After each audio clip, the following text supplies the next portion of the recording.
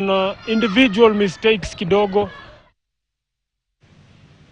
Now 150 teams from Kenya and Tanzania will battle in this year's edition of the Moi Cup, slated for November 11th to the 13th of this year at Ulinzi Sports Complex in Nairobi. Moi Education Center Soccer Academy will be participating amongst the teams and will have the chance to enjoy an immersive excursion at Nairobi National Park. Take a look.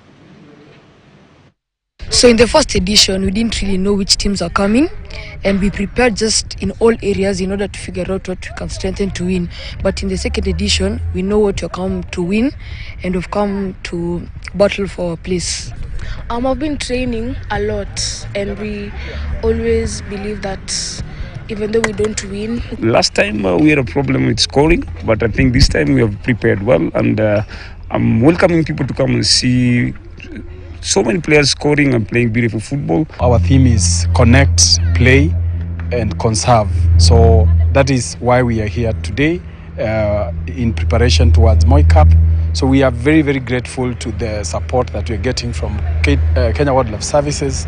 And super delighted to partner with the Moi Cup when the sports start, because we know that as pertains to tourism in this country, we are looking forward to having more people coming to the area, and considering that the venue is just next to the Nairobi National Park and the animal orphanage. We are proud of what we are doing, and it is an intentional measure taken by the school from the guidance of the board of directors and the founders of the institution, and so we are happy for that.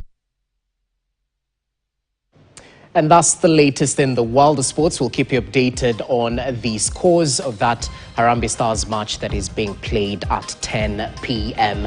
But let's take you through what you'll be waking up to tomorrow on Kenya's bold newspaper, The Standard. This is